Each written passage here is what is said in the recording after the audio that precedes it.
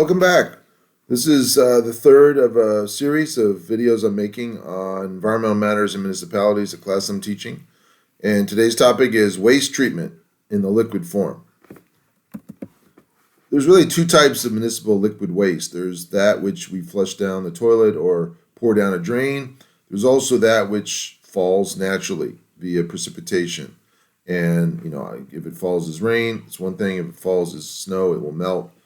But ultimately, once it melts or once it falls as rain, it moves via gravitationally and typically into the streams, creeks, or into the sewers. And that water in many municipalities is treated. In some, it's not. And we'll talk about that.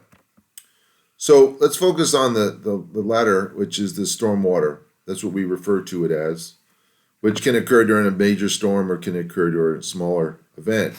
Anyway, that material is taken up by nature, and over time it cleans it. It through infiltration, evaporation, and filtering.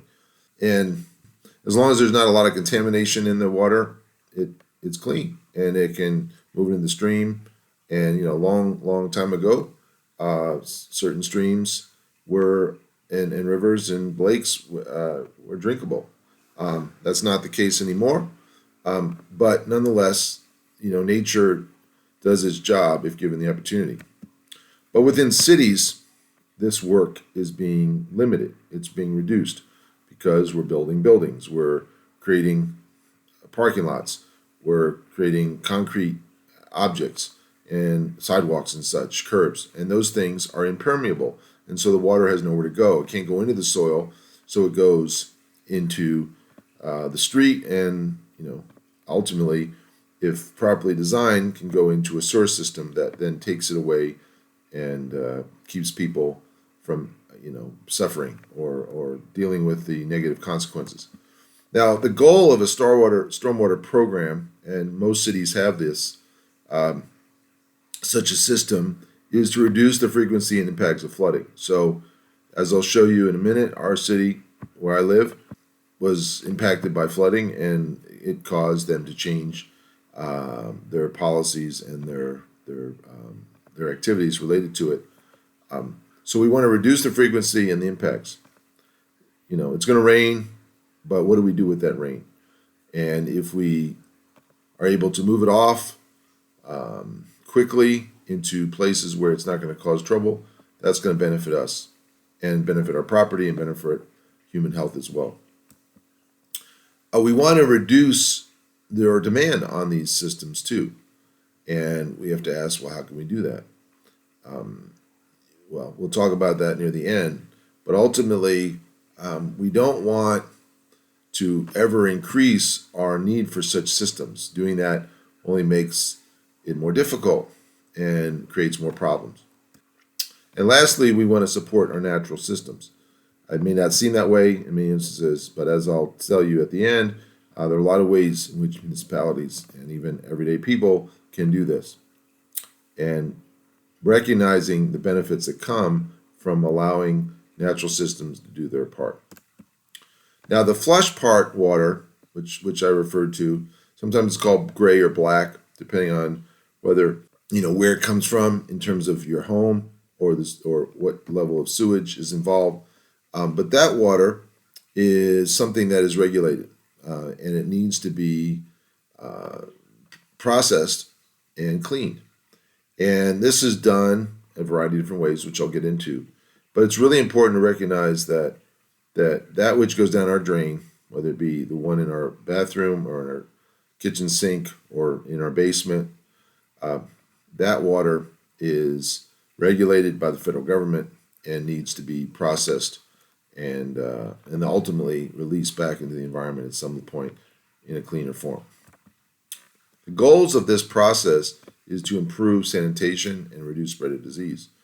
You can imagine a time when such things did not exist, and there were a lot of waterborne diseases, and there was unsanitary conditions around in even in residential areas, particularly in high density residential areas. So this is very important. We want to release the waste and whatever we call it waste, but it's been treated at this point, which I'll get into. We want to release it back in the environment safely, so that it's not a hazard to anyone. And we want to use sustainable processes. This includes both environmental ones as well as economic ones. We can't, make it so expensive that no one can afford it. We can't make it so expensive that we can't process enough of the material that's coming our way. But we also have to do it in a way where we're not making more problems than we solve by putting more chemicals, for instance, in our water than are in there in the first place. So we need to be conscientious about that, and in fact, that by being thoughtful in that way, we also save money both directly and secondarily as well. Now, there's 3 forms of treatment, and like I said, some municipalities are required to treat the flush water, the sewage, but not necessarily required to treat the wastewater. So there are 3 ways to do it. We can do physical processes, which makes sense, right? We can put a screen up, a filter, which removes the big objects so that the larger things don't make their way any further. Now, of course, when you collect that material, it has to be disposed of somehow safely. But when you collect biosolids, that material can actually be converted to fertilizer, which is done in my community, or it can be incinerated or landfill. And so you could argue there's 3 ways to deal with the waste. You can collect it and then modify it somehow to make it useful in a fertilizer form. You can burn it, or you can landfill it. And landfilling just means you basically put it in the ground and cover it up. Biologically, we can treat water as well. There are many microbes that actually process, metabolize the biosolids, and particularly the organic compounds, and adding oxygen into those systems often accelerates that process. But it's very important, and this is essentially a natural process, right? And one that is more environmentally sensitive. And then there's chemical treatments. So there are certain chemicals that are used sometimes to cause the materials that are not water, right, to flock or like congeal, so they can be more easily collected. Either they are screened or they fall to the bottom of a system. I'll show you such a system in a minute. Or you can kill things. So chlorine sometimes is added to wastewater to kill the pathogens in the water. Now, adding chlorine creates potential problems. So then often that water has to be dechlorinated before it's allowed back into the environment. Steps in the treatment. Here are some basic steps. We call them primary. And within the primary category, you have the preliminary screening. And some of these have grinders which break them down, and they have fancy names as noted. And then there's a period where it's called sedimentation. We let gravity cause the heavy objects to fall to the bottom. And those objects we don't want in our water system, and so we can collect them and probably landfill them, depending on what they're made of. If they're organic materials, we could possibly make fertilizer from them. There might be some coagulants added to allow these things to come together, flock, and more easily fall and more easily collected. Secondary treatment is what I refer to as the biological agents, and these are often used to remove the vast majority of organic matter in the system, and do so at a fairly inexpensive price. Chemical disinfection, as noted, is in the secondary process would be chlorine. Some systems use ozone, and we're moving now to a UV light system where we expose this water with UV light, and that from what I'm told, that causes the microbes to be unable to reproduce, and that makes it safe to put them back in the environment. There are some advanced forms that come into play, in particular water systems that may have too much nitrate or phosphorus, and those systems may want to reduce that. There's the federal government wants to reduce our load into our water systems.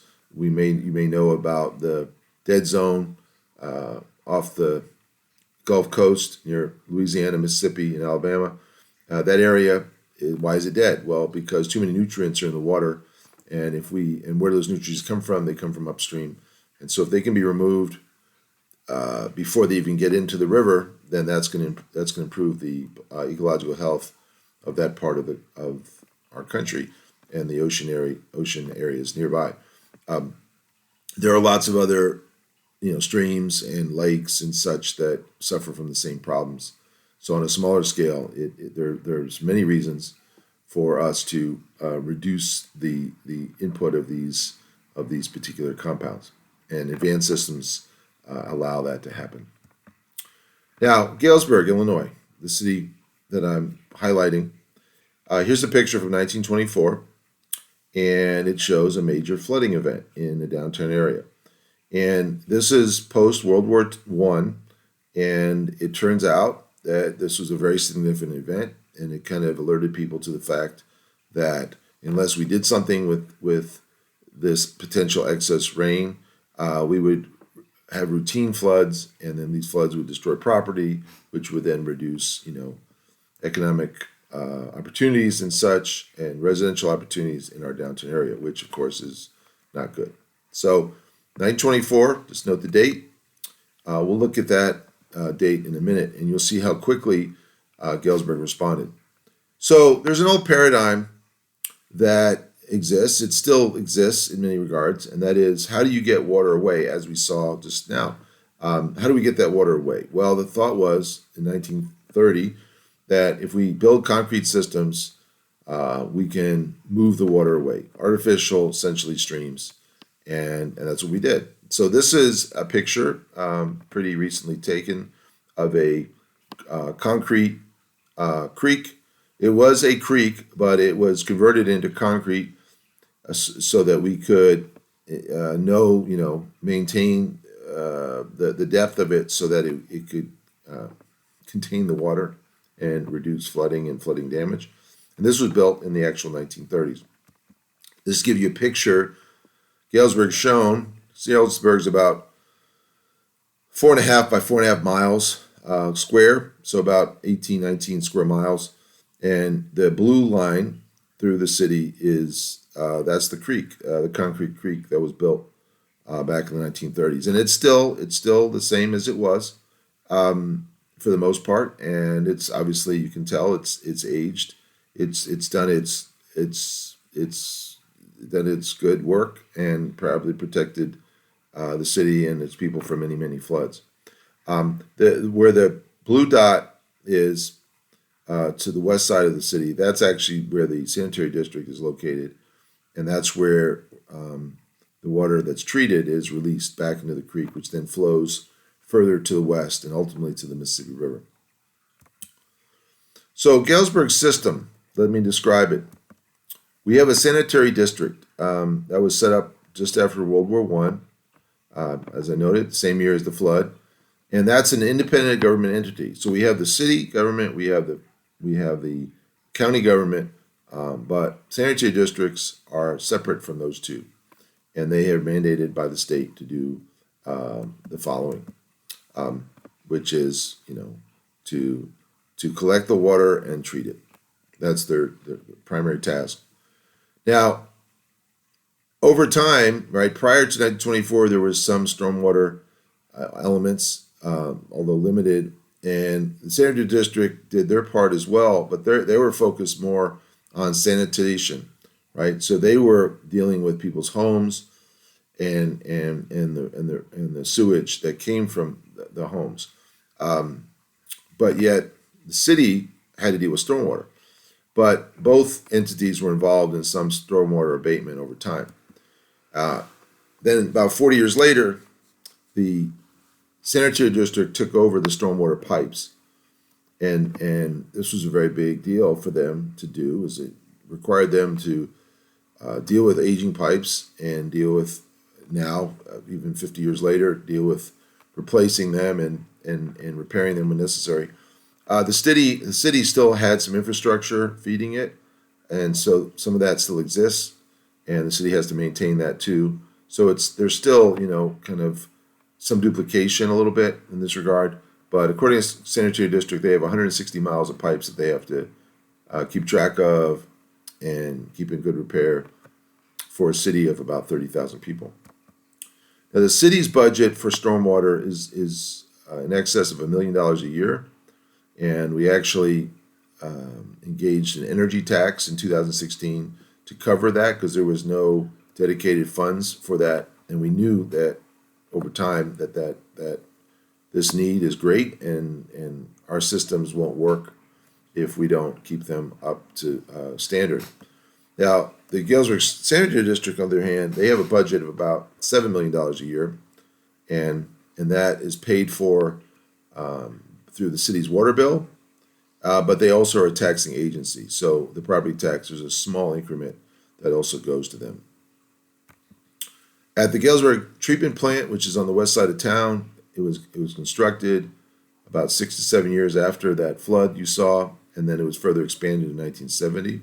And then now 55 years later than that, and 100 years roughly since its original build, is going to be seeing a major expansion, which I'll discuss at the end.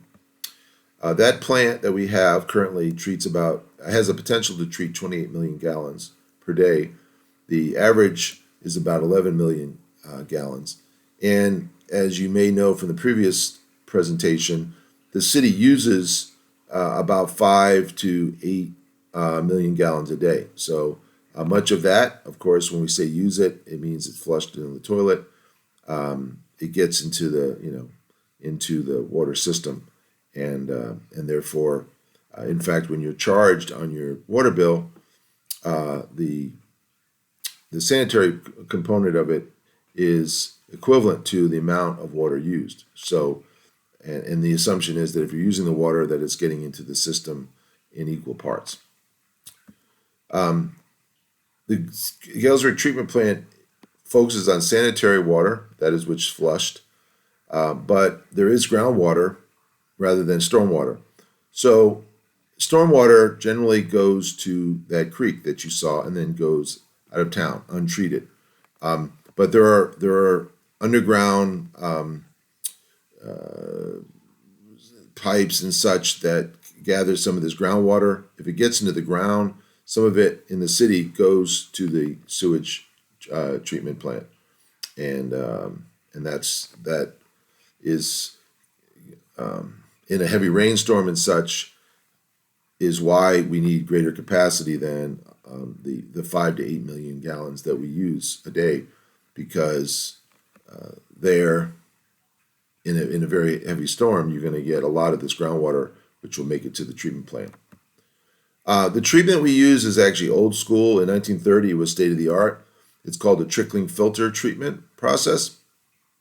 This means that the water is distributed on beds of rock containing both micro and macroorganisms, and that is how it is. The biosolids and such are broken down, which is wonderful, and it works. Although it was built almost 100 years ago, and so it's obviously needed some updates and things, and there are more updated technologies to utilize than we had back then. The treatment that is used produces methane, and so in Galesburg that is actually not let out in the atmosphere. It is actually captured and then used on site as to generate energy that the plant needs, and the treatment results in this biosolid, which I mentioned before. And in our case, in Galesburg, we use the biosolids. We get the methane gas from that, and we also get the fertilizer that we capture and then utilize as well. And that fertilizer is used, in fact, in some of the farmland around the plant. It's not for sale, and there's some stipulations about why it can't be sold. But yet it is utilized, the land owned by the sanitary district. Now here's a couple pictures. Here's the clarifier. This is one of these circular basins that's filled with rock. It's about 8 foot of rock, and what you see, you have to look kind of closely. You have these long arms, and there's water coming out of those arms, and that's water that has had some original, some first order primary treatment, but now it is released into these, and there are 3 of these basins, I believe. Was actually 4. One of them is square looking rather than circular. But if you were to fly over or look on Google Maps, you will see where these are and how they look. And this is the same shape that's often used now. And so as the water goes through, it breaks down the solids, and that clarifies the water. Now, the sanitary district, starting about 2018, realized that their current plant is roughly 100 years old. It's going to need some major upgrades to meet the new EPA standards. And so they went about a process. We're about 6 years in, where they needed to raise money, which they did with good fiscal management. In this case, it's a $75 million project. It's like a 3-acre part of the land around nearby, and they're building a new plant. And this plant is planned to be open about 2027 or 28. And this is you can look to the bottom left. You can see one of those clarifiers. There's going to be similar clarifiers, and they'll be more adaptable. They'll have ability to take out, say, nitrogen, nitrate, or phosphorus, or some other things that may need to be taken out. And once the water is tested and the EPA feels certain contaminants need to be removed. But it's a very large project. It's a multi-year process, and we're looking forward to seeing it work. Now, as I kind of alluded to, there is really a paradigm shift involved here nationwide. And there's a recognition that the natural systems that clean water for millennia actually have a tremendous role to play. And perhaps rather than destroying them, we can enhance them. So that we call that green infrastructure. And if you think of the goal of any environmental project or medicinal project is prevent something from happening. And in this case, the way we prevent something from happening is actually reducing the inflow to start with. So we said that the Galesburg Sanitary District project treatment plant can hold and process like 28 million gallons. But what if we didn't put as much stuff in it to begin with? Could we build a smaller plant at a lower cost? And the answer is obvious, yes. So how can we reduce the inflow? So here are some green infrastructure forms that do that.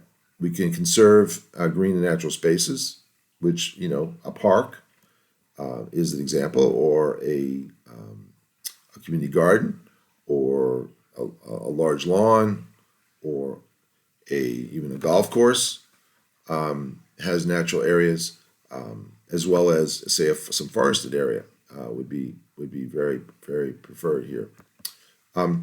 Rain gardens or bioretention gardens, which are essentially rain gardens with pipes underneath to really move the water quickly away and into places that it can be broken down.